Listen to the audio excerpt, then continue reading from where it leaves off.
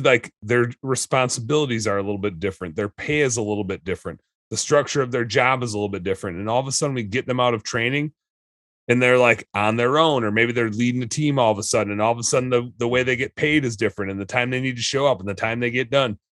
And they maybe know that stuff, but their job tends to change a little bit and the expectations tend to change a little bit. And if all of a sudden we roll them out of training and their paychecks aren't what we promised, and the way the job works isn't what we promised, and the culture isn't what we promised, they're just not sticking around. There's no way they're going to stick around because you just duped them, right? You put them through 5 impressions to razzle dazzle them, and then you actually didn't do what you said you were going to do. Like it now in a different labor market, maybe that's fine. You got them all the way to the end, and they might be like, I've already invested in this job and it's like too hard for me to go get another one. So I'm going to be here and complain about it.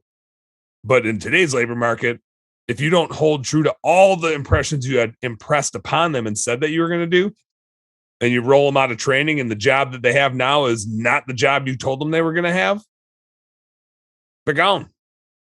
They're gone. It's just like sales and marketing, isn't it? You go out and promise the world to your clients or your prospective clients, and you go out there and you fall short of those expectations, you're gone. Right? I mean, but and I'd say it's even worse than sales and marketing. Like if you don't do what you said you were going to do for a client, they call and they complain. They might throw a nasty Google review out there, and you're like, "Oh my God, I'm so sorry. I didn't even know that happened," or whatever. You know, like it's never your intent to go out and do a shitty job. Well, maybe some people's it is, but 99.999 nobody's intended to go out and do a shitty job. But sometimes we have bad days. Sometimes our employees have bad days. Sometimes our employees do cut corners because they're not the business owner, right? Their stake is a little different. But that customer's recourse is, hey, I just want you guys to come back out. Right. Your employee's recourse is, I'm out. See ya.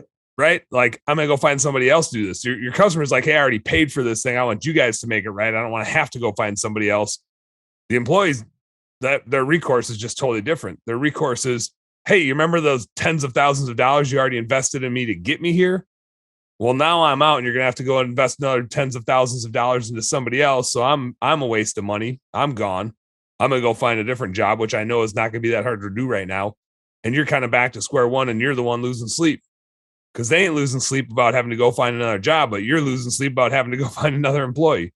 So it's not like a new impression. It's like the totality of all the impressions, it feels like, is getting them out of training and delivering on the promises that you've made.